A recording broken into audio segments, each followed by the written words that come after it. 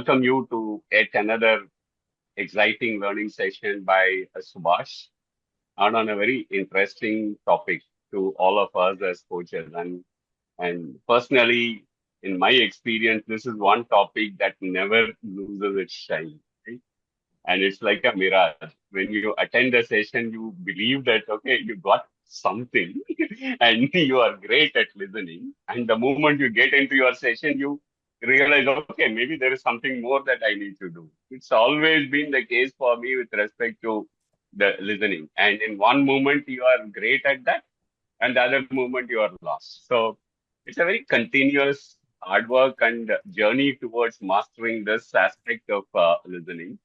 And we have the real expert on that, Subash. Subash needs no introduction. He is the architect of creating over 600 ICF credentialed coaches through Regal Unlimited. And personally, he has been my coach trainer as well. That was about more than a decade ago. It's an absolute pleasure in welcoming Subash to this session. And Aruna, do you want to run a formal introduction? Feel free. And all of you who are joining today, on behalf of the chapter, just a brief couple of introductory lines. So Chennai chapter hosts these L&D sessions on a very regular basis. Every month we have a fantastic speaker and a brand new topic that's offered in for the development of coaches. And we have very good speakers like Subash lined up for the next couple of months. Every month, this usually happens between mid to the third week of the month. Please indicate if you would like to be included on the mailing list so that you get advance intimation about when these sessions are held. And yeah, looking forward to welcoming you all as part of the chapter and as part of the community for much wider interaction. Thank you all for joining today. Aruna, over to you. Thank you, Kannan. I hope I'm audible. Yeah. You are. So just to add to what Kannan said about our L&D sessions, we award CCEUs for this. So it varies from session to session.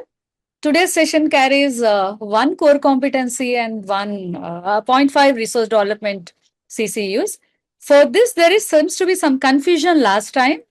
What we do, the process for claiming the CCUs is you please fill up the Google form, which we upload in the chat box at the end of the session.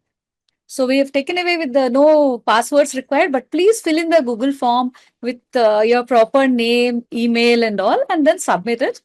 We usually give 48 hours. The form will be open till 48 hours. So then you'll be sent your CCUs within 10 to 15 days. And apart from that, apart from the L&D initiatives, we have a few more initiatives for member engagement and all, which we would like to share with you. One is the Learning Sunday. Every Sunday, learning nuggets in the form of questions will be put in the chat, ICF members and also ICF Chennai community. So please do look out for them. If you are not member of community, we welcome you to join. No problem with joining the WhatsApp. And another thing is the knowledge management initiative. This is there are two initiatives under this. One is a book review in which our members keep posting, keep reading the book and posting their reviews, which is so far there have been beautiful reviews by our members on various books related to various leadership topics and coaching. So you can visit our website and our LinkedIn posts as well for these book reviews. And then there is one research and coaching. If anyone is interested, please do write to any one of us, admin at ICF Chennai, or connect with any one of us to get more info.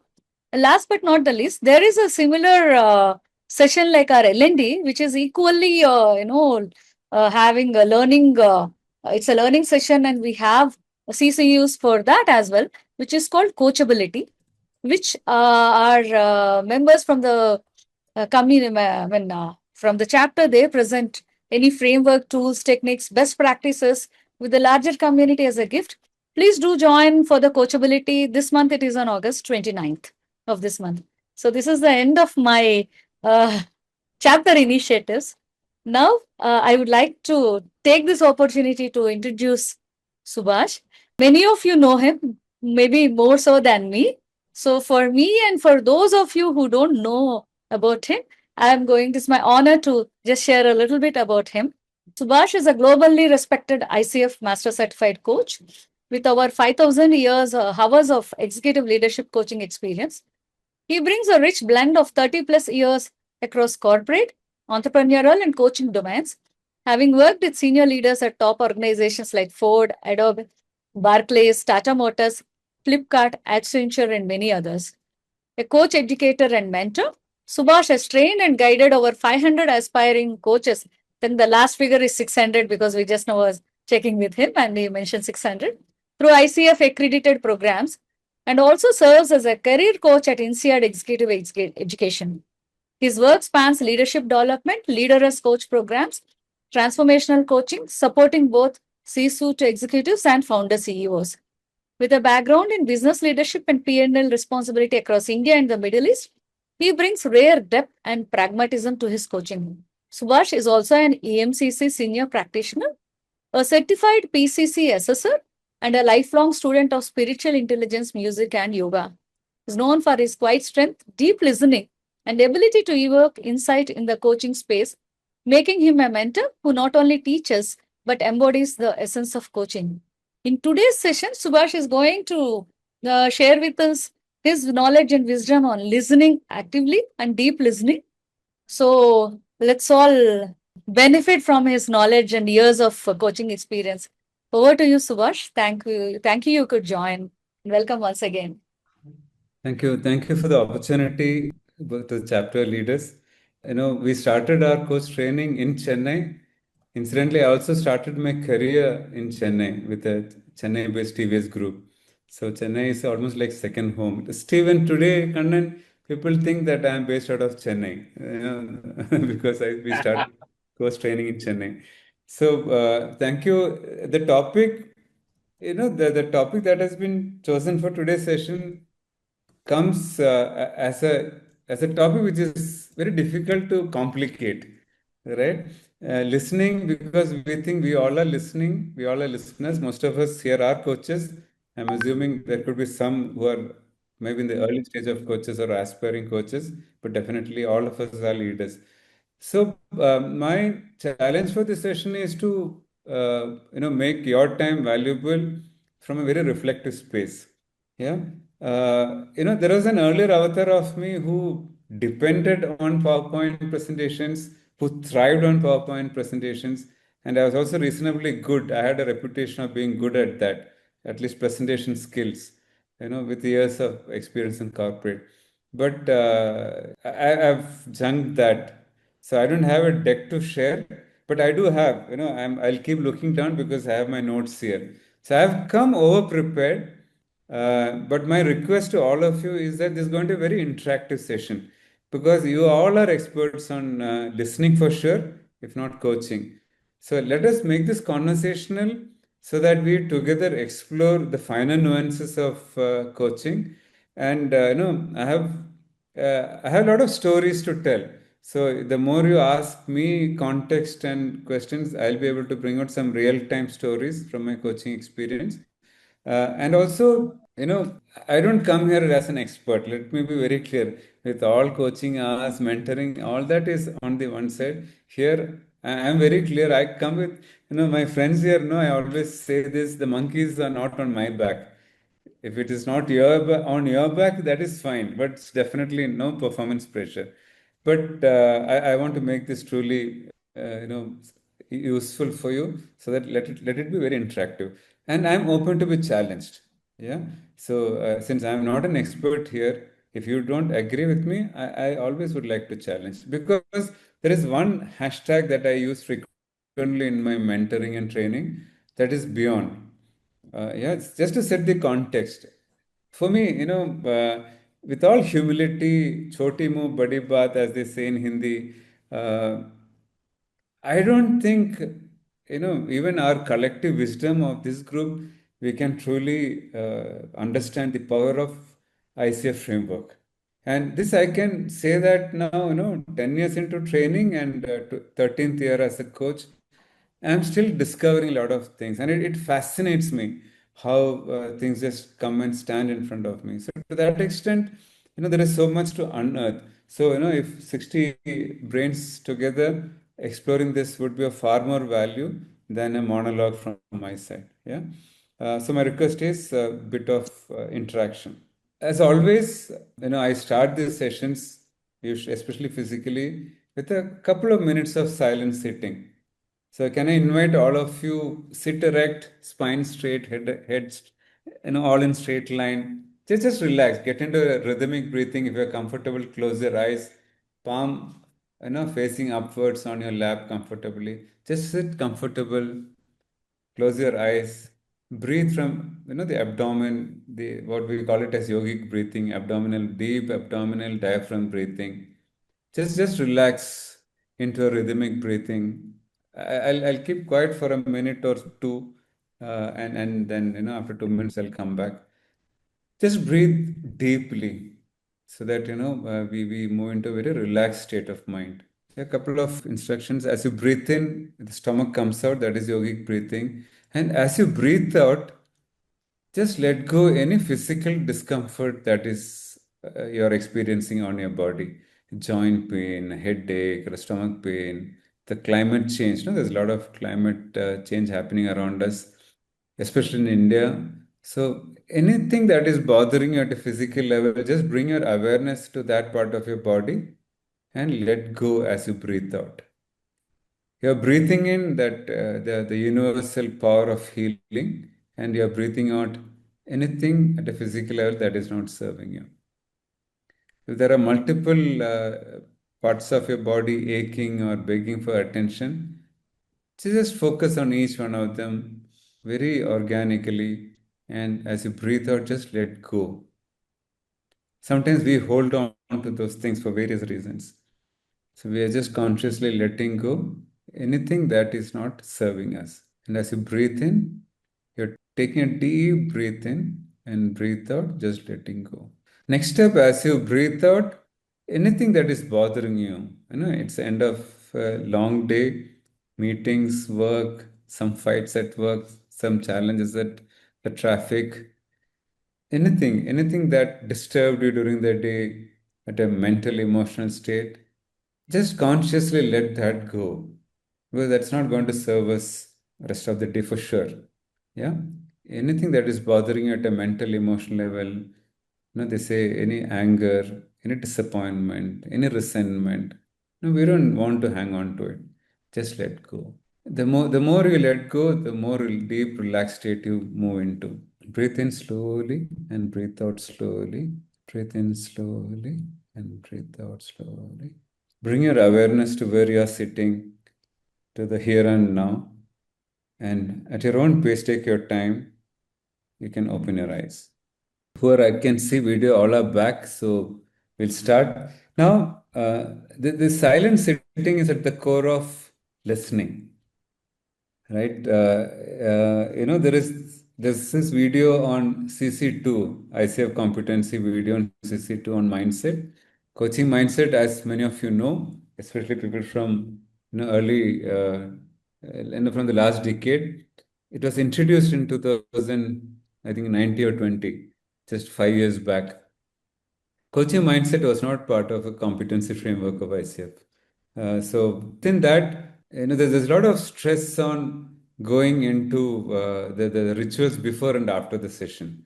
And for me, whatever it takes for us to get into that state of relaxed state of mind is absolutely critical in having a good, powerful session for the client.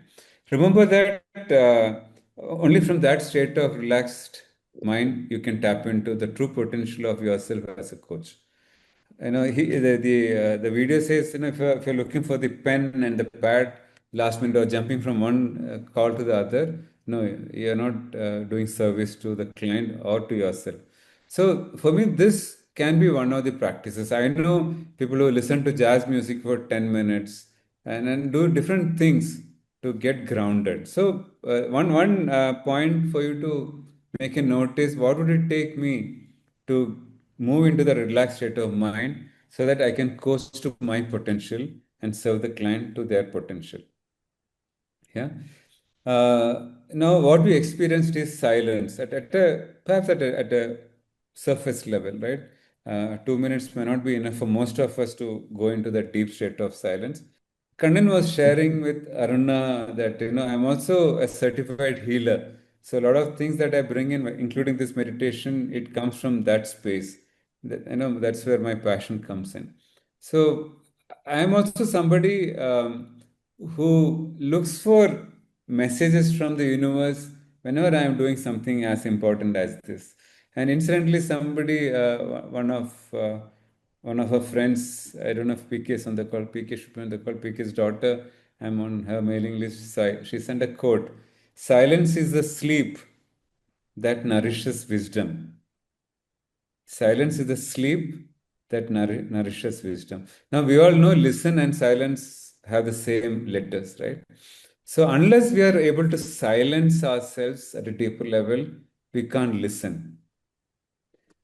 Yeah, again, my interest in this conversation is not to talk about the basic level of listening, but at a deeper level, and that can only happen from a silence at different stages. Yeah. So my invitation also today is we build on this silent sitting of 2 minutes so that we can truly experience. This. The session is for 90 minutes. We are into 20 minutes into the session. Whatever time left, let us be fully present. Yeah, so my request or invitation is that can we be fully present today for the benefit of the group that is assembled today and for ourselves and whatever little bit we walk away as a learning, right? Or as a refresher from this. So the second point, one is that ritual or the silent sitting. The second point I want to underline is that what is the intent that I go with into a coaching conversation? Now, when I did a similar session during ICWA for the Bangalore chapter, one question that was asked to me was, do every session have to be impactful or even something that is, a miraculous kind of a thing, right? Something very, very powerful. I said, why not? So as a coach, if I am not going into the session with an intent that this can be the session for the client, not for me, right? Then we are still playing at the nets, right? Not on the ground, from a cricket example.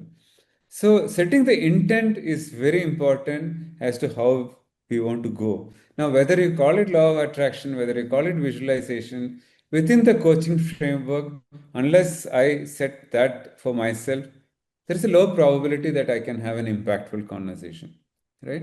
The whole research on brain and neuroscience is discovering that, there's a lot that is happening even before we come and sit for the session, right? Even before we have started the session with the client, the session has started already. So setting that intent before the session becomes very critical. Yeah. So to listen, and we'll practice that listening today in this 70 odd minutes that is left. We have enough time. Yeah. So the third point that I want to also remind all of us is that sense of urgency, which is the curse perhaps of our times to some extent. Sometimes I think the gadgets and other things that is making us more uh, operate at a faster pace. So the power of listening at a deeper transformation level can happen not from that sense of urgency. It can come from that slowing down. So if at all you wanted a hack for tapping into the potential of deep silence and listening, then it's also a good idea to look at, would it help me if I slow down a bit? Now, again, it might help some, it may not help somebody. That is for you to make a choice. But generally, none of this fail. It works for all of us, majority of us, right? Because if I am coming at a certain pace and whether the client is going slower or faster, it doesn't help the client.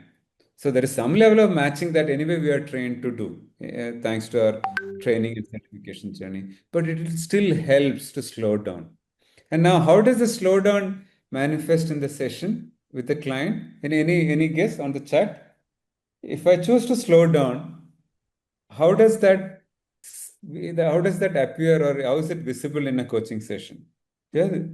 Pause, absolutely. Pause, two pauses, yes. So the next point is silence or pause. For me, the pause is magical.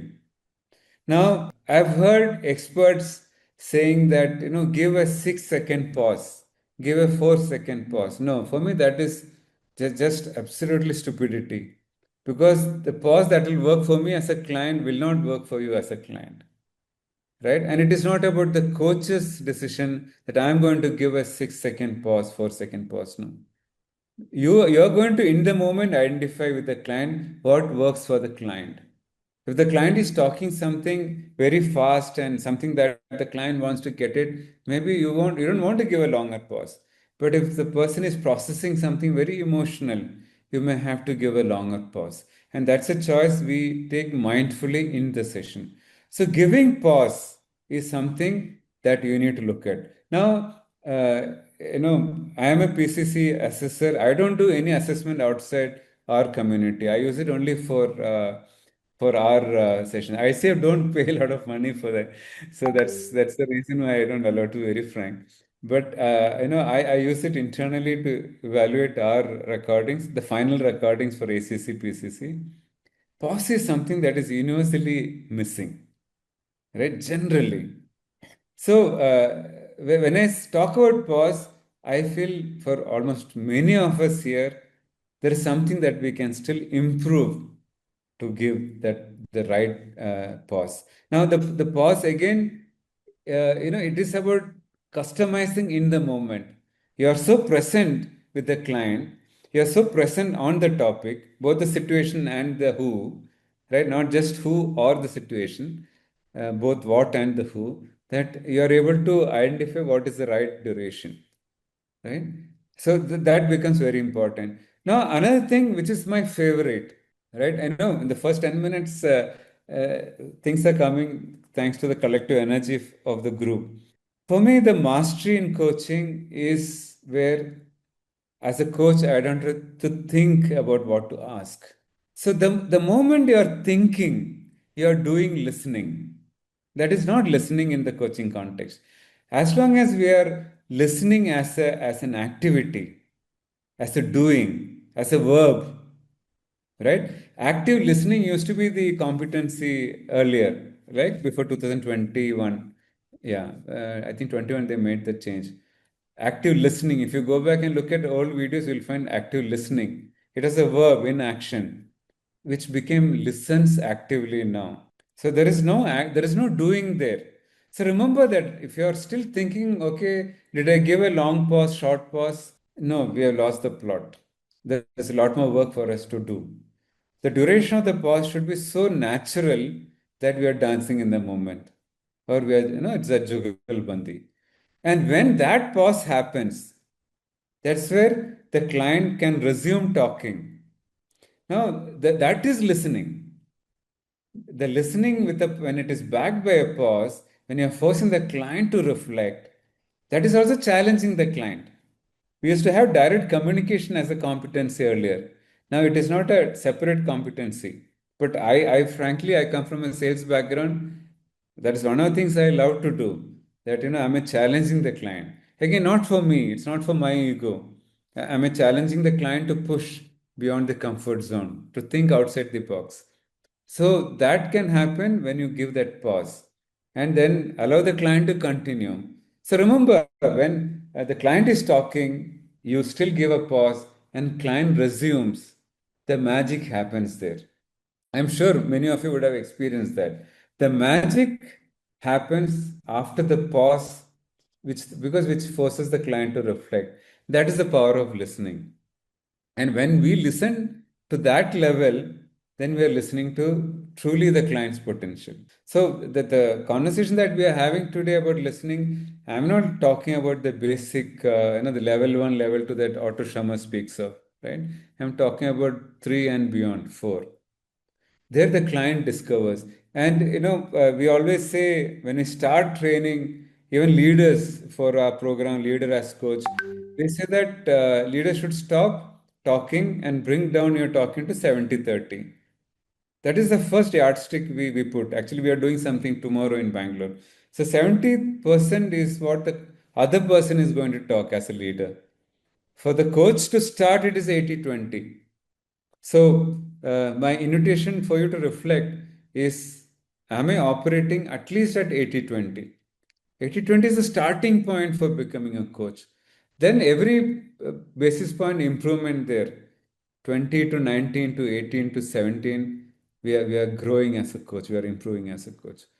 Right? Now, unless we push ourselves to that kind of a high level of 70-20, 70-30 to 80-20 to even 85-15, we won't be listening, we are not maintaining silence at a deeper level. Yeah. So make sure that you use pause, you use silence, and allow the question to come to you. And for me, if you practice these 3-4, your paisa vasool for this session. And I'm sure you all know this theoretically, right?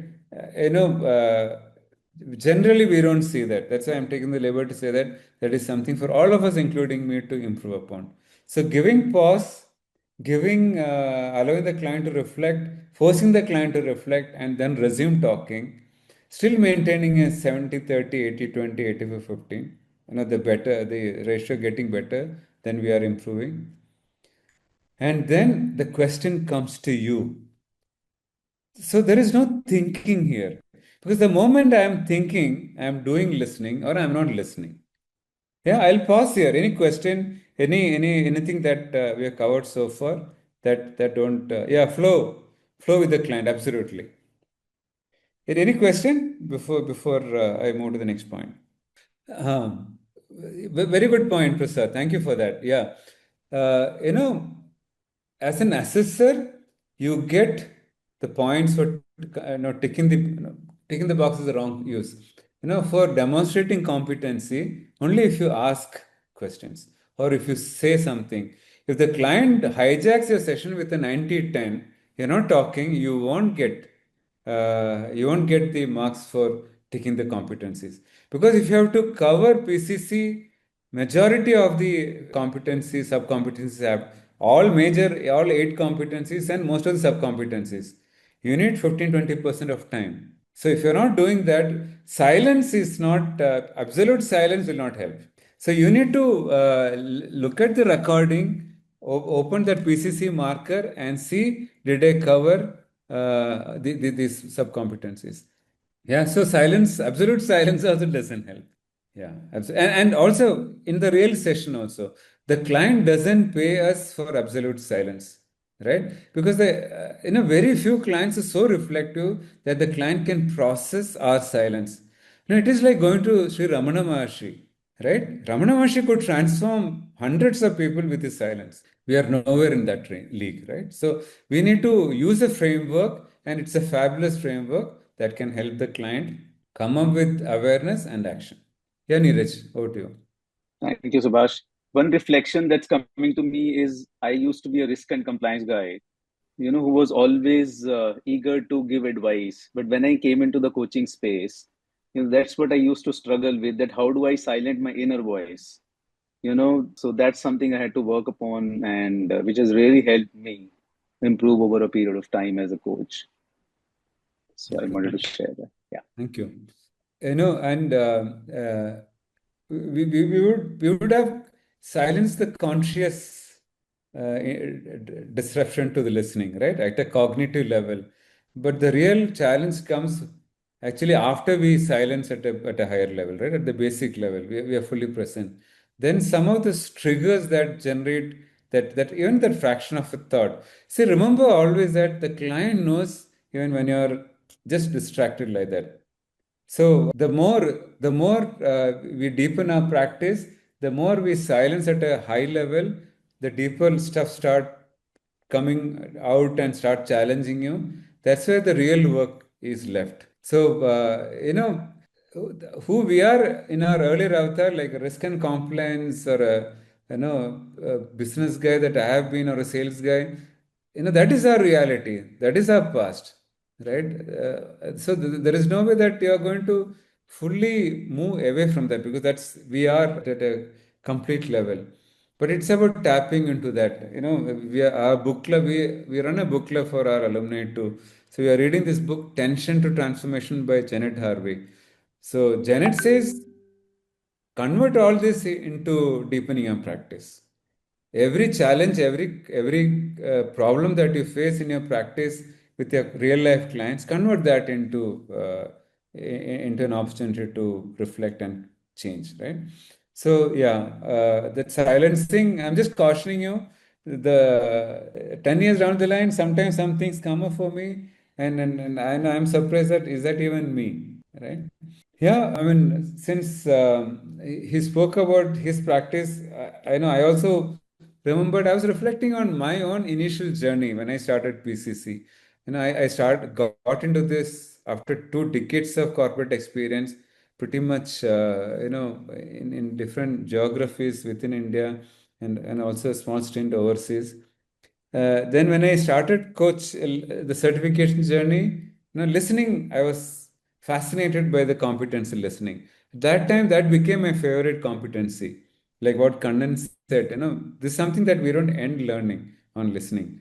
There's so much to fine tune there. So, with my business school exposure, all the corporate training on communication skills, the listening in coaching framework was very fascinating. So after my first 3 days of PCC training, my son was in 12th. So I asked him on a scale of 1 to 5, how much do you rate me in my listening? Now 12th grade guy says 3 out of 5 without batting an eyelid, right? And of course, I didn't even ask him. Feedback is a feedback. What are the areas? But for me, it was important because I always thought I was good at listening. I am an introvert. Even coming from a sales background, I thought I was much better than a 3. So that was the first, my exploration of my real thing. But after I started training, I realized that listening is not on a standalone basis. It comes from presence. Then presence became my favorite topic. And, Marcia Reynolds also added fuel to the fire when she said, mastery is not upskilling, it is deepening presence, right? Then for a long time, presence was my, favorite competency. Why I'm bringing in presence is, unless I am fully present, I cannot practice listening at a higher level. Yeah.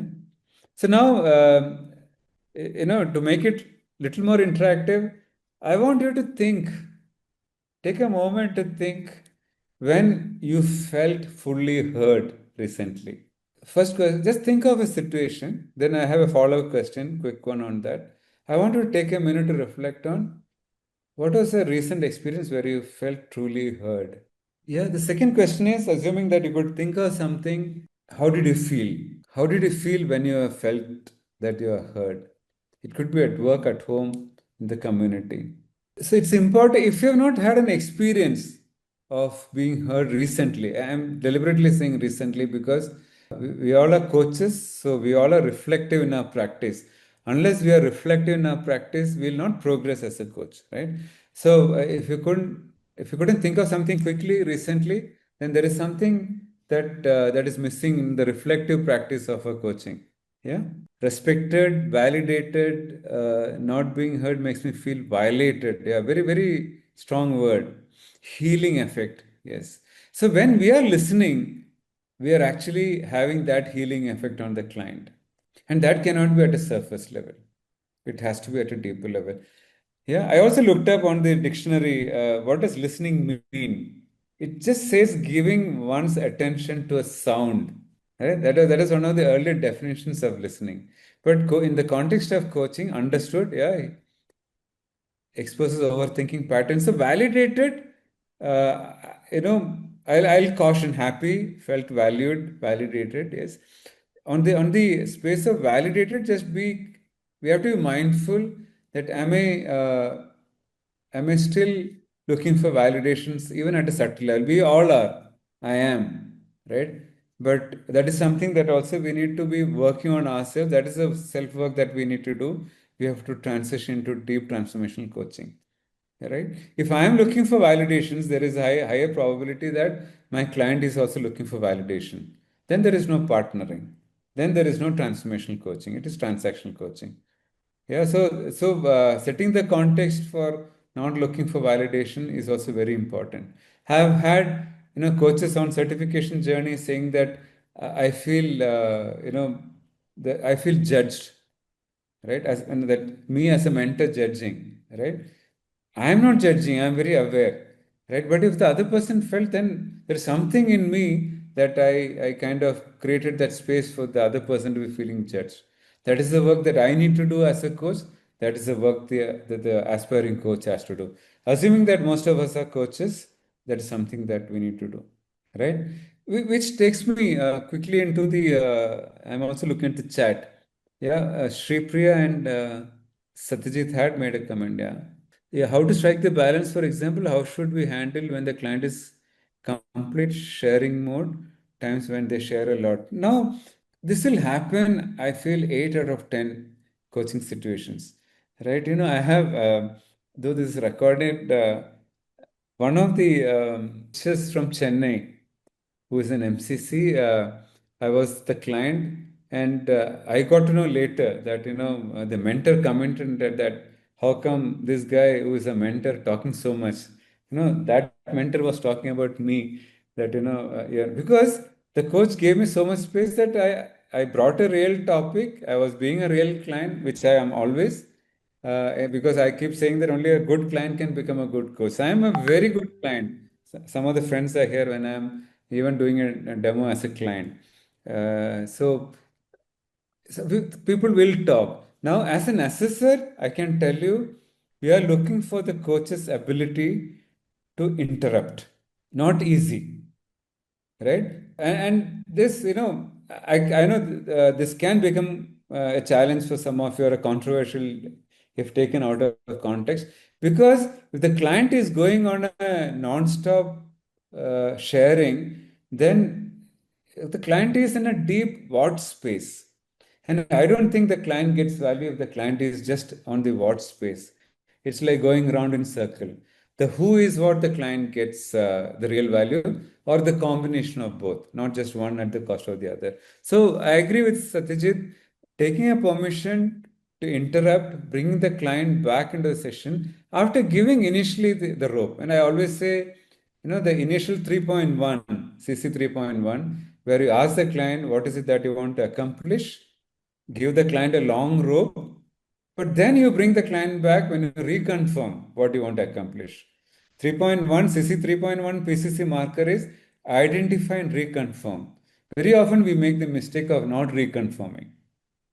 But if you give little bit rope on 3.1 and do a little deep exploration at a 3.1, the conversation will get much sharper.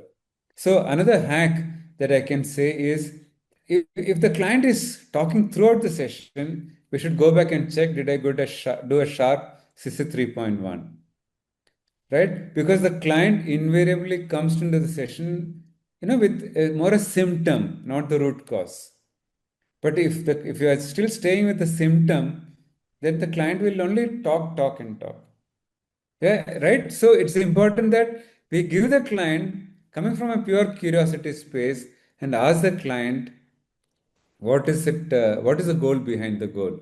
One of my popular books, this conversation, Aruna said, it's also point for resource development. So I'll comfortably touch upon some aspects of BD here, right? Including questions.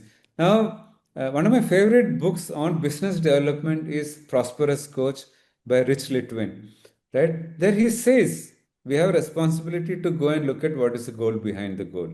And for me, that is Sharper 3.1. Started my assessor training for PCC.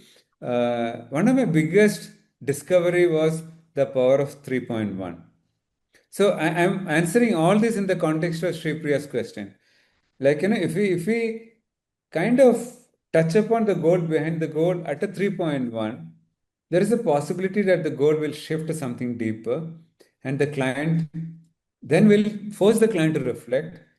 Will also force the client to go into the who, and the session will be far more powerful. Yeah, Shreya, I hope it helps. Yeah, thank you.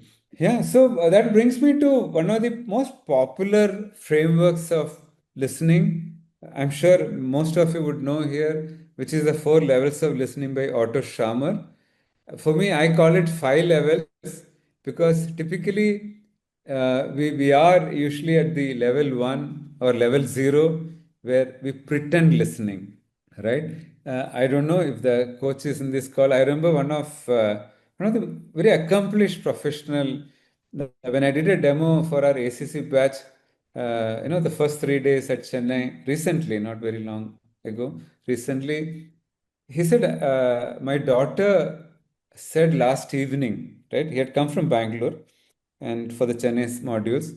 He said, my daughter said yesterday that, Papa, you don't listen. So he rates himself as a good listener, like most of us do.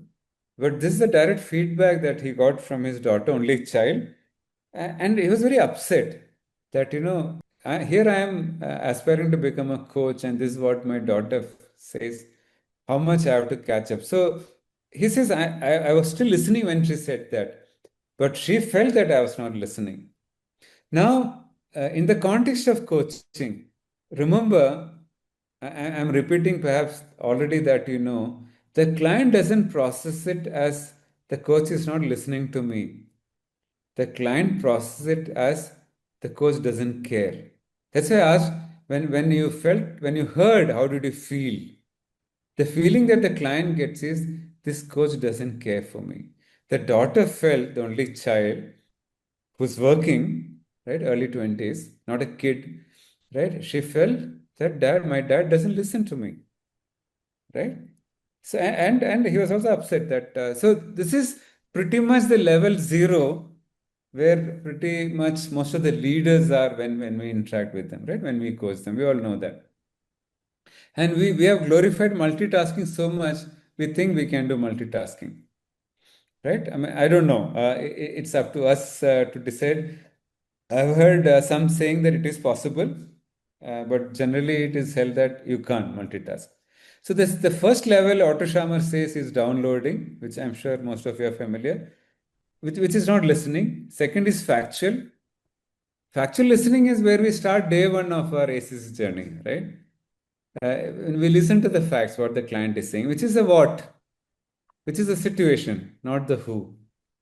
The third, Otto Scharmer says, is empathetic listening. You can be empathetic as a listener only if you are listening what is behind 6.3. Repeating the client words is 6.2. That is basic, that is elementary, Watson, right? That is elementary, repeating client words. If you think that I'm demonstrating listening by repeating some of the keywords, that is still basic, good. It's absolutely not bad, but that is not enough. Can who's the host, if you can allow me to share? I want to share something. Yeah, I just want to share for those who are new here that PCC marker 6.1 is what the client words the client is using. This is basic. This is starting point. If you think that I am repeating like a parrot, no, that is very basic, right? As an assessor definitely at a PCC level, no, we won't be impressed if you're just repeating and demonstrating 6.2. It gets better at 6.3, where you're able to pick up the client's emotions. The client says something serious and there is a laughter or a giggle. No, that is a contradiction. You're listening to that. You're picking that up. That is listening to the emotion. Now, that subtle shift in the non-verbal energy shifts. For me, these are the 3 levels. Level 1 is 6.2 words. Level 2 is emotions. Level 3 is the subtle shifts of non-verbal. Now, again, please don't get me wrong. I have a total very low opinion about the body language stuff. Now, coaching is not about body language. You have to listen to 6.4. Then the subtle shifts in energy. And for that subtle shifts in energy, you have to be fully present 5 out of 5, which is level 4. Empathetic listening that Otto Scharmer speaks of cannot help you to listen at 6.4. To demonstrate listening, which is our primary duty as a coach, we have a responsibility to demonstrate trust, listening, presence, right? It's not enough if you're just listening. That's what the father said. Father said, my daughter felt I am busy with my phone, whereas though I had my phone in my hand, I was still listening to her. But she picked up, maybe the eye contact was not there, or there was no energy exchange where she felt heard, right? So to that extent, we are looking for 6.4. Then it is the rest of the competencies. Yeah. So the fourth level of listening, Otto Scharmer says, is generative listening. Now, I spoke about Janet Harvey's work. Janet Harvey also uses generative, very often in her work. Yeah. Sovereign is another word she uses. Generative is another thing. Everything is generative for her because we are constantly evolving. That is how our physiology works. That's how our body works. Then how can it be fixed, right? That's how neuroplasticity works. So it's important that we are listening to the fourth level of listening, which is generative listening that Otto Scharmer speaks of. I remember two coaches from Chennai, both of them doing their ACES journey. They were practicing. We were at that Crown Plaza. Some of our friends here know that was my favorite venue. We would always look at the availability of that room before we even announced the dates. Now I believe it's broken and there's a new apartment complex coming up. So once that particular room was not available, they kicked us up to the top floor where Chennai Super Kings generally spends time. So this entire top floor was branded CSK, right? So there's the glass wall at the top floor. So these two coaches are practicing. This happened really. If they are around, they'll even remember. As we were talking, they were practicing. The client is talking about rising like a phoenix bird. That is the topic. Very good session. It was an ACC journey. Very, very deep conversation. So much so that in the middle of the conversation, a pigeon comes and hard it hits on the glass wall and flies away. It is shocked that it is a glass wall. Perhaps it not see or was not aware. It seemed to be surprised. So it kind of hits. Not hard, not a big noise, but it hits, then just flies away. So for me, after the conversation, I asked the coach. Now both coach and me was facing the wall. The rest of the group was facing the coach, including the client. So naturally, others did not see so much. So I asked the coach, did you observe anything in the environment? He said no. Then I asked, did you observe the pigeon coming and hitting against the wall? He said no. So for me, being present, not distracted by what is happening in your environment, is generative listening. No, you are sitting in a crowded coffee shop. All the noise and drama happening around, right? Sometimes there is a lot of drama happening in the coffee shop, some heated conversations and couples and all that, young couples. But still, can you be fully present that you are able to be in the generative space that you can add absolute value to the client? Your ability to silence that noise is generative listening. Somebody asked Kabir, Sant Kabir, there is some noise, some celebration or something, there is a lot of noise. So, he was asked, are you not distracted by the noise? So Sant Kabir said, I'm not concentrating on that. I'm focusing on my practice. I'm paraphrasing, something like that, but it's a real story, record story. That is what is coaching. That is what is generative listening. So if you're shutting off the environment around us, you're shutting off a big element of coaching. Because Mother Nature is much bigger than all our collective egos. And if you're not tapping into that potential, we are missing. I had another quick incident. I know I can see a hand where, again, my regret is, again, I'm sitting with the coach. I sit kind of on the side of the coach so that I can see the coach from the side. At the same time, they are not worried about I'm noting down and all that, right? So we had one of the coaches in Chennai, Gopalji, right? A good dear friend, so I'm taking liberty to say. He said that, whenever Subash writes something down, I'm mindful, what I'm doing, what I'm saying. Is it good or bad? So, right, when he shared that, then I started sitting behind the coaches so that they are not distracted by my presence as a mentor. So here again, we are at a resort in Bangalore. The coach and me have the vision of the landscape. It's a green resort where we generally do the programs. When the client has that CC7 moment of some awareness, there is a white flower falls. You won't believe, I'm not exaggerating, this is fact. Every time there is something, a subtle shift, there are good conversation naturally. There's something deep happening. There'll be a fall. Now the coach was oblivious to that, right? And he was looking, he was mindful, right? Because we talk about the generative listening, but he was not seeing that. Now, nothing against the coach. If he didn't see it, maybe it was not relevant. I don't need to be obsessed with that. But my point is, are we receptive to the environment so that you don't miss some valuable lessons from there? And I have a lot of other similar stories. And I try to be present so much aligned with that because I just surrender to the environment, to the process, and that is also part of my ritual. Because Mother Nature, that's how I see it, is constantly communicating with us. The birds, the plants, the wind, all the five elements are constantly talking to us, right? I know if it is too philosophical, pardon me, but as those of you who resonate with that, it'll be very useful. Narayan, over to you. Then any other question on what we discussed? Sure. Thanks, Subash. And thanks for all the, really uplifting points, actually. So my question was very similar, maybe on a parallel track, right? Like how I understood generative listening, especially when you explained about, nature responding or something happening. Right? I think one word to describe it generally is serendipity. Like you kind of get a signal that something special is happening, right?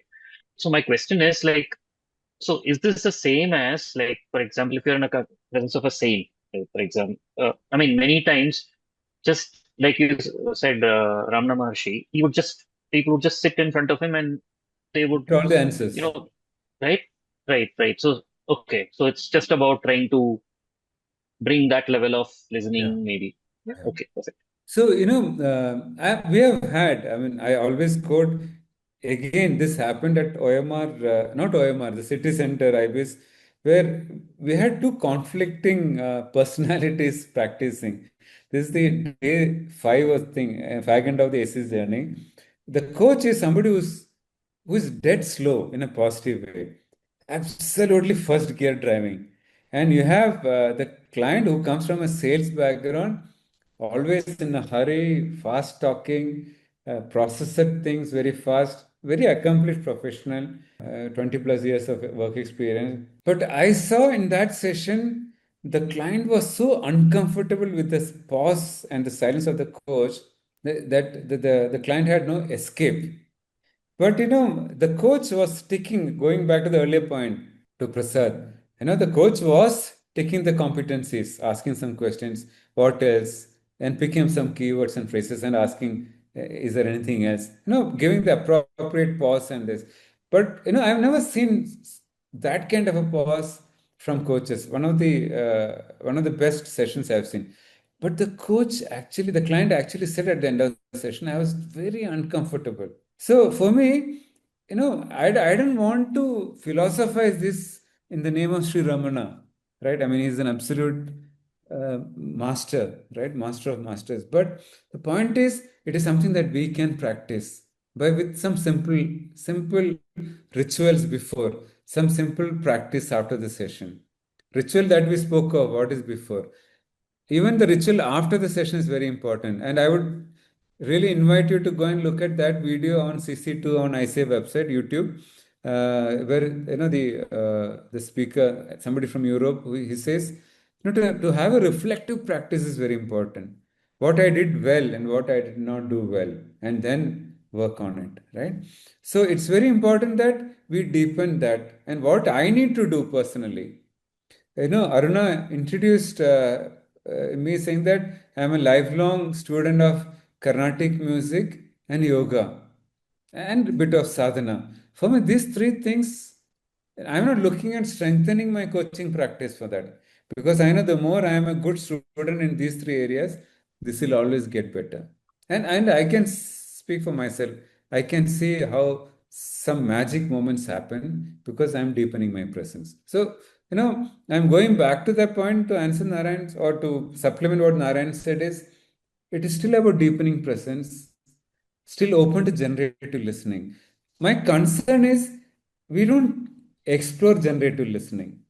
Again, the power of environment is something that I discovered on this path thanks to this book, Biology of Belief by Bruce Lipton. We have some fans in our community, including somebody in Chennai who conduct sessions on that, right? So, biology of belief speaks that it's not all DNA, it is the environment, right? Then it is our response mechanism, right? Yeah. Thank you for that, Narayan. So I remember one of our coaches saying that so up to Mahatma also I have to become a good coach. We all are Mahatmas in our own small way, right? We're just sharpening that, getting better, deepening presence. You'll never go wrong. Any question, Mithu? I can see some comments. Aruna or anyone, I'm requesting the chapter folks to see if I'm missing any questions. Please help. Remove this and put you back on spotlight? Pardon? Do you still want to? Yeah, share. Yeah, that's all. This is one. So by raise of hand, my quick question on reflective practice: how many of us do daily journaling? Daily journaling. Yeah, if you're not journaling every day, then we have not perhaps tapped into the potential reflective. Frankly, all my little bit of research and my practice and all that stuff, I don't know there is a better method to journal every day. So if you are sticking to some ritual before the session, and if there is no ritual after the session, then the practice is not reflective. Now, there is a whole misunderstanding about 10,000 hours Malcolm Gladwell speaks of. It is intentional practice that will make us a genius if it is 10,000 hours, right? 10,000 hours is just a number. I mean, we don't know what number, we will flip that. So, for that, please make it a practice to write down what went well in a session, what I can improve every session. Even if you are crossing your 1,000 hours, 5,000 hours, don't stop this. Because there is, it's a simple tool, but some with profound impact on our ability to coach. Yeah. Aruna, did I interrupt you or any question or any comment that I missed? I was just checking that time about the sharing. There's an interesting conversation going in the chat box around brain multitasking and all, but I think that would be diverting from the main topic. So I think you can continue. Sure, thank you. So I have a question to make. Please feel free to comment on the chat. What interferes with our listening? What would deviate our potential ability to stay at level 4 leadership, generative listening, in every session? Sripriya is raised. You want to take that now? Go ahead, Sri. I'm also looking at the chat. Thank you for all the comments. Our mental chatter, judgment. Yeah. So, Mithu, I always, when I do the chemistry session with my prospective clients, I say, I'm trained to be less judgmental. When this is a standard template I use, I don't claim I have stopped judging because we are judging, right? We are constantly judging consciously or unconsciously. When you all joined this call, some of you are seeing me for the first time. I'm sure there would have been a subtle judgment. When Kannan and Aruna introduced, there would have been subtle judgment. May not be at a conscious level, right? But at a subconscious level. Now, a strong belief. I mean, I don't expect you to accept it, take it or leave it. I feel judgments is also bad karma. I personally feel that also creates the need for me to be less judgmental.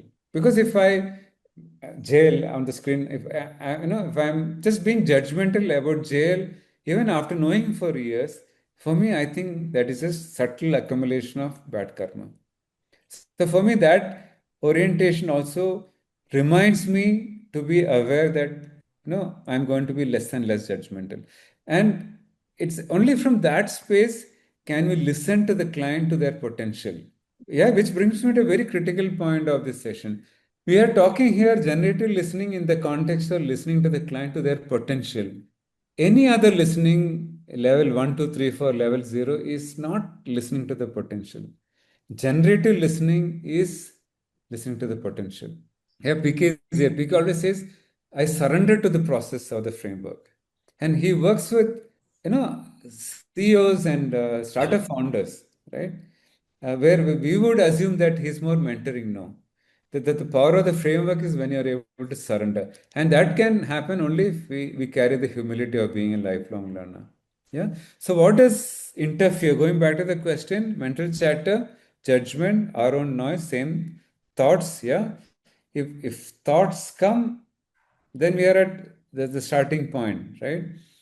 Mental chatter, emotions, bias, very good point. Even biases come and interfere, right? Conflicting values, right?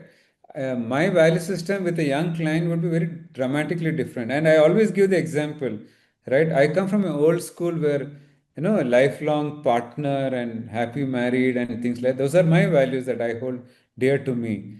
That is not something that a 20-year-old would look at it, right?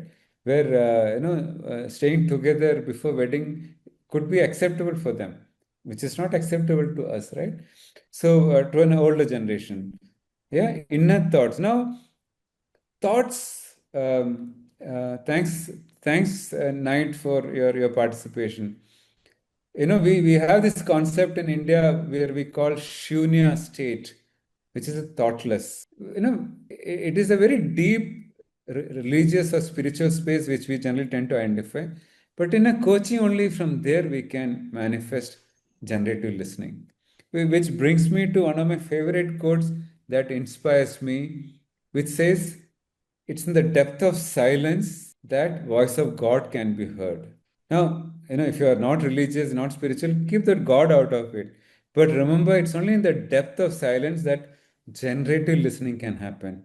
It's only from that you can only listen to the potential of the client. So, as Kannan said, listening will look the simplest of the competency, but it's the most profound one.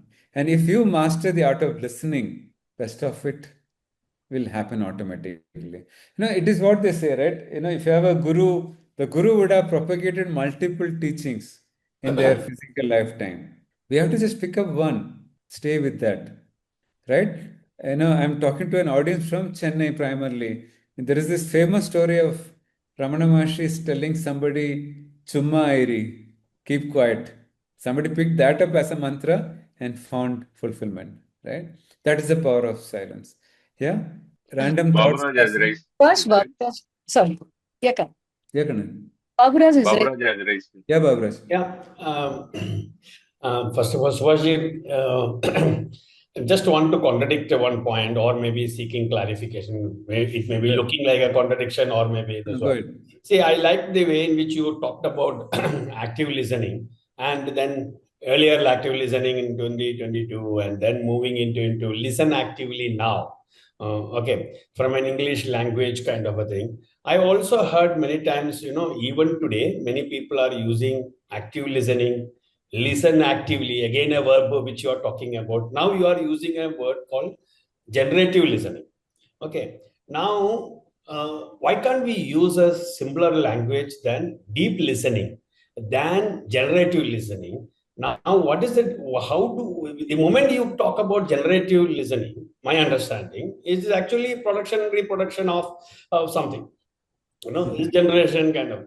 So why do you want to when all your language is of a being level, not of a doing level? Why do we use the language of generative listening than talking about deep listening, which is more focusing on the self-learning and self-assessment? This I was just thinking around. Thank you for that. And I want more. We are in the last 20 minutes of the session. I want more such pointers. Thank you. Big thanks for that, Baburaj. Now, deep listening, right? One is, I agree with you. I am against any labeling, including generative. Generative because Otto Scharmer's generative listening resonates for me because, I am constantly looking at, the environment.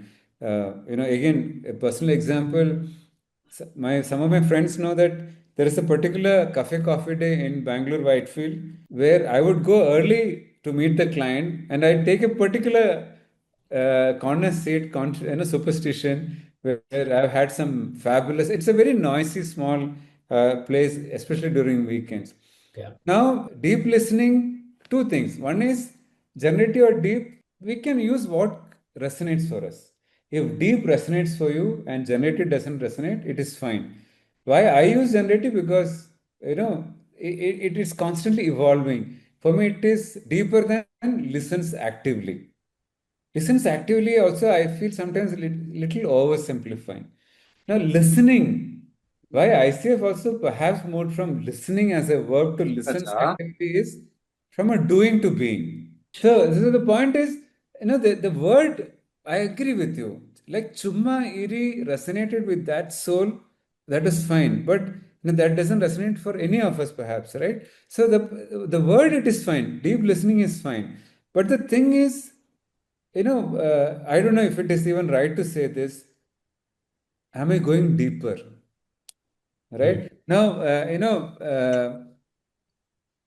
I mean, with all humility, we are doing this leader as a coach tomorrow. And, one thing we always are mindful is that are we, from a pure corporate leaders, is it too much of philosophy, right? It is not so deep anyway.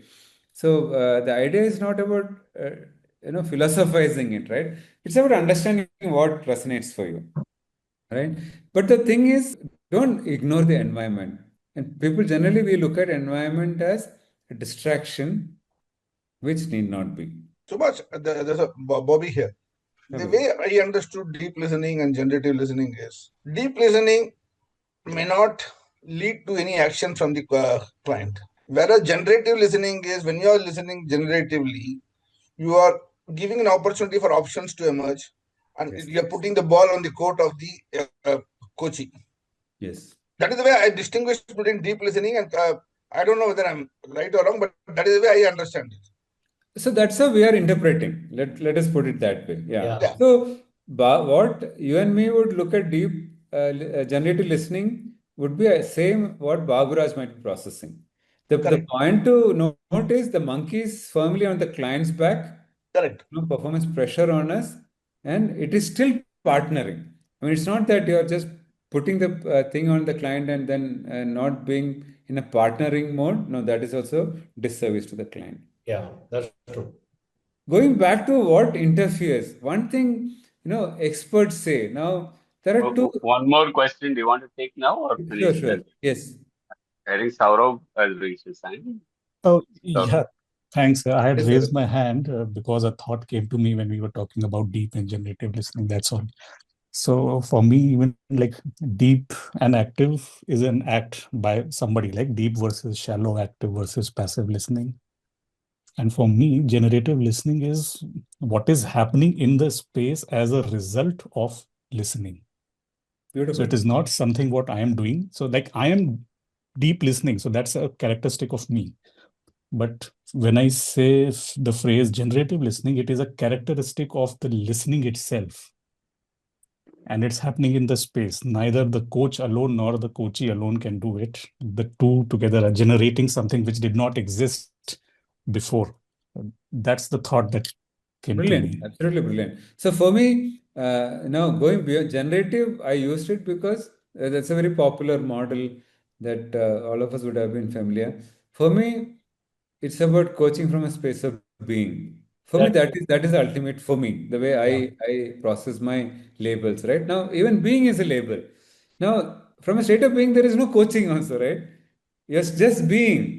Questions come on its own, you're listening you without... be as natural as you are. Absolutely. Absolutely. Yeah. Absolutely. So, doing to being is an absolute necessity. Doing listening is not acceptable. And even evaluating recordings at a tactical level, if it is just coming from that, and we come across very often, even at an ACC, PCC level, that there is still that pressure to demonstrate the competency that is still doing. No, but then that is not dancing in the moment. So one is where at a deep, subtle level, what interferes with our listening is usually it becomes at a, may not be at a cognitive level. It is about, becomes about the coach, about me as a person, not about the client. It's not client centric. If it is not client centric at a deeper level, then there is no client potential, right? Then there is some subtle performance pressure. All this I'm talking about at the subtle level. All of you are aware of it. But this research says that, a lot of times what interrupts deep listening is our inability to move from me to the client or I to we. It's not even from me to the coachee, coach to the coachee. It's about I to we, because it's just not me or you, it's about us. Yeah, that is one. Another thing is, of course, the weapons of mass distraction, they call it, right? The gadgets. Now, I had a of mass distraction. Distraction. Yeah. So, which is the gadgets. Now, weapons of mass distraction. It goes up by 2.5% more than. So sorry again. Not 2.5%. Yeah. Like it goes up in the. Is that this conversation? Yes. So it is 2.5 times. I think different it is. Somebody can mute that. Yeah. The host can mute that. So now, the mass distraction, I remember one of, Kannan knows the coach's daughter. I met at Delhi. She was working with one of those, the top 4 consulting companies. So we were there for an event. So mom, who was PCC coach at that time on the journey, wanted a young daughter, was working with the consulting firm, to come and meet me over a coffee. We met. So when she came, very instinctively, I just put my phone up and down, right? Upwards, down, facing down. And I had this conversation. This is one of the smartest kids I have met in my life. At the end of the conversation, I picked up to check if there is any missed call. She said, nobody has given me such a space ever. And she is telling that in front of her mom, right? Now, for me, I thought that is a big lesson for me, that a phone should never interrupt me when I am in a coaching conversation, right? To start with. This I'm talking about early stage of my mentoring, pre-COVID. But now Simon Sinek says the phone should not be even visible. There is a video where Simon Sinek says, even if the phone is visible, put it away in the bag where you don't even can see, neither you can see as a coach nor the other person can see as a client, because even that, the presence of that stupid smart gadget is a distraction. And that's the reality. Because if you look at it from a connection at an energy level, even the subtle maybe messages can distract you, right? So we need to find ways where you can put off that distraction totally. And that is weapons of mass distraction that we speak of. And now listening, right? Last 10 minutes, please, any question, raise hand and come back. I'm also in the wrap-up mode now, last 10 minutes. Any questions, please, before we end up? Now, which also brings me, your presence is the best gift you can give to the fellow human being. Yeah, and the demonstration of the presence is your deep listening. Both are pretty two sides of the coin. So make sure that you're so beautifully present, right? So blissfully present that you're able to tap into being. And trust me, I come from a sales background. I'm one of those people with a low IQ. I'm not a natural coach, right? But I worked on this, built this muscle, done other things that will help me deepen practice, including my healing orientation is to strengthen my coaching, because I feel I heal through coaching also, right? So we need to find that space that works for us. Only then we are operating from that space of unconditional positive regard that Carl Rogers said. And again, at the cost of repeating, only then we are listening to the potential, because only that is listening. If you're not listening to the potential of the client, we cannot do. Which brings me to another popular favorite quote of mine. Again, something I discovered on this journey is, if I think that I can sit on this magical chair and become a fabulous coach, no, I'm living in fool's paradise. Because we know the way we do one thing is the way we do everything else. So, the way we talk to our spouse, our kids, like that example that I gave, daughter telling her father that you're not listening, right? And that is pretty much that is happening around us. So the way we talk to the random security guard in our community or the Uber driver, even if two Uber driver cancel and the third one comes and picks you up, can you still maintain that presence, that unconditional posture regard? Because remember, that is a muscle we have to build. I'm not saying that you don't become aggressive as an entrepreneur, because we are business owners, we are coachpreneurs, we are running a business of coaching. There is no escape from it. But are we doing all this with self-awareness? Yeah, my mentor Janet Harvey says every coaching engagement should result in the client becoming more self-aware. If the client is not shifting, and this is something that you need to ask, they say, you hit a nail, you keep checking whether it is firm. Is the client moving into a realm of deeper self-awareness? If the client is not moving into a deeper self-awareness, then the coaching is not transformational. And if the coaching is not transformational, you will never get a testimonial. The client will never give a reference, because ICF research shows 80% business comes from repeat business, right? Thanks, Omar. Thanks for joining from KSA. Yeah. Now, quick 1 minute on because something that I had planned to share, so I don't want to miss it. Quick definition of coaching, right? I'm only going to look at definition. Focus on what the client is and not saying. So both what the client is saying, not saying, 6.2, 6.3, we already discussed it. To fully understand what is being communicated. Now, I have a problem with fully understand, because I assume that as a coach, I can never understand the client fully. I don't think we can understand our spouse for 20, 30, 40 years, our best friends, siblings, right? Where is the question of understanding the client? So let go the need to understand the full context, but still partner with the client. Yeah. So it's very important that you do this, which also quickly takes me to the 6 point rest of the competencies, especially this. We have seen some coaches who have the habit of paraphrasing, summarizing, doesn't do it succinctly. If the summarizing is not succinct, then it doesn't help. Yeah. Now, last point, some reflections is listen always from a position of give and take. Adam Grant's give should be bigger than take. So that's 80-20, 85-15 is that. Another very important thing, there is this podcast by one of INSEAD professors on listening. This could be fascinating for you. Something that I discovered is listening is not only always listening. He says even something like voice modulation, your voice training is also part of communication skills, is important in listening. The way you articulate depends on your voice training.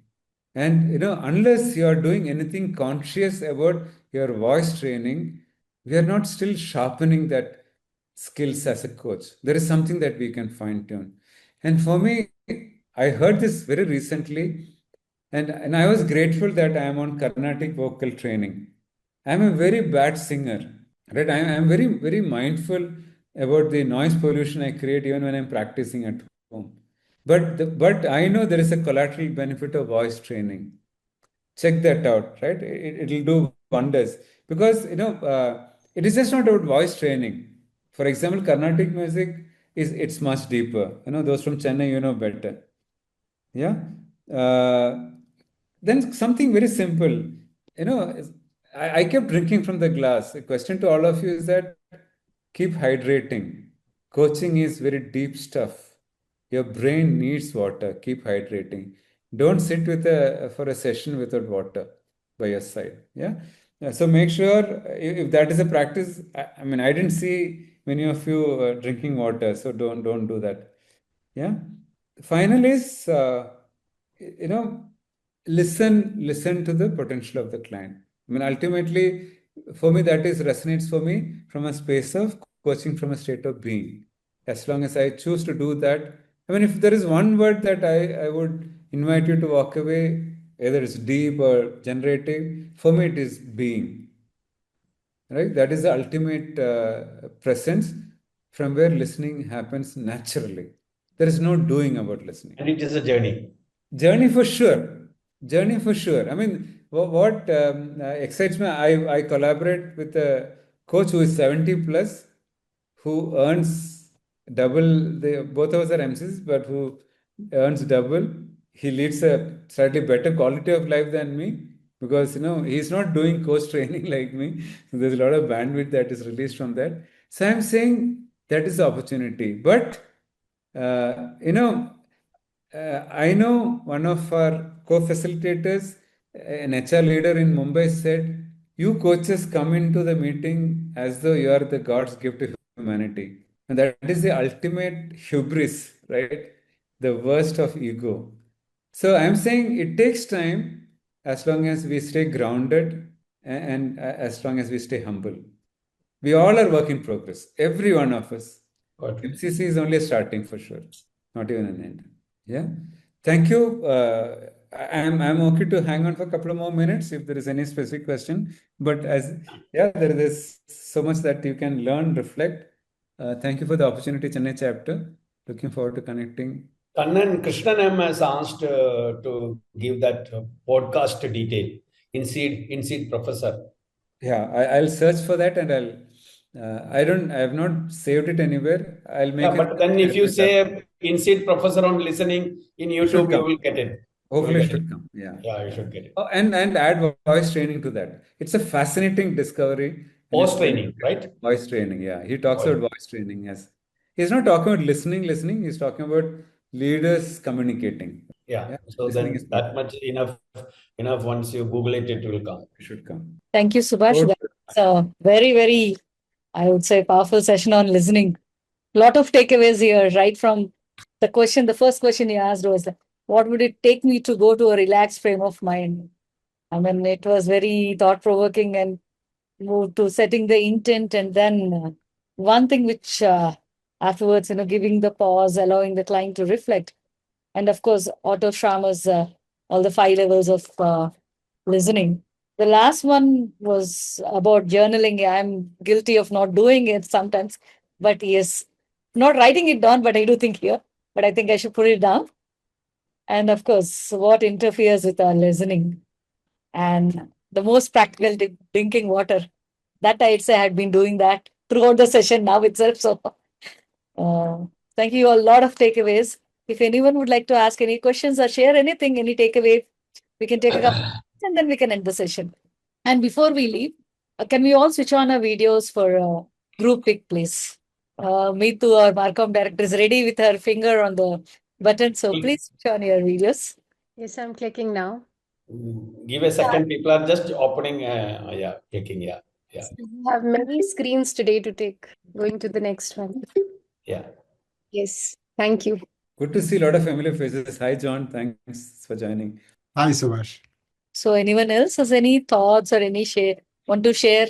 Baburaj, Sanil, Meetu, Saurabh, Aradhana, anyone like to share something? Or nobody is sharing, then I will share. But let us wait for Sanil or others to share in case or anybody else wanted to share. We all got into silence. Because of the time, I'm just saying. If anybody else wanted to share. Baburaj, you can take the opportunity. I think, first of all, thank you very much, Subash, for a very erudite session, and especially, putting the, competency markers also, so it really get connected to what you are talking and vis-a-vis the relevance to the coaches.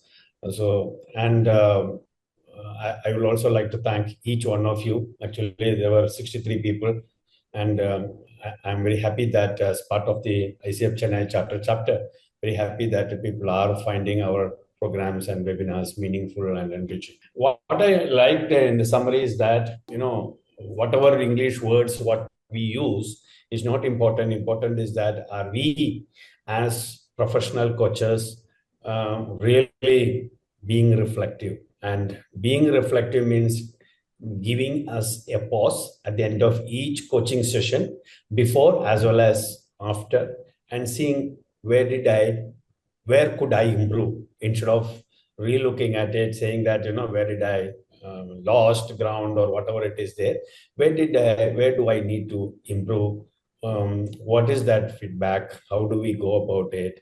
And possibly, like what I have put it, maybe possibly from my own experience, maybe a learning diary can be created. Maybe after 10 years or 15 years, you can come out with your own book of a diary of coach kind of a thing. And because the learning from each coaching conversation is different and very, very, enriching. And also like what Subash said, it is also very exhaustive if the person is very really present. So that one point of dehydration in the water, very simple thing, but I think mostly we do it, but still I feel that it is a good quote unquote nudge to all of us. So then the participation was also very interesting. Some of the questions which is asked when the client is speaking more, what we should do. So when the participants are asking questions, it helps whoever is facilitating the session and to bring out his thinking cap and bring it out. Some of the words, some of the thoughts may be philosophical, but what I learned is that ultimately, can we become a better human being? And therefore, can we become help others to become a better human being? And in that context and this one, listening is very, very important. And I personally have a long way to go, and I am aware of it. But the journey, actually, like what Subash said, it's a reflective journey. It takes time. Reflected. Sometime I'm extremely good. When there is a case to case, I'm extremely good. But at home, I'm very poor listener.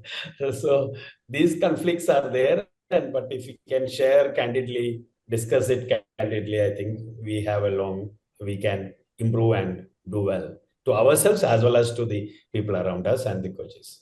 Thanks a lot for being with us, Subash, and all the participants. And thanks a lot. Shubharatri, and good morning to other people, places, kind of thing. Thank you very much. Thank you.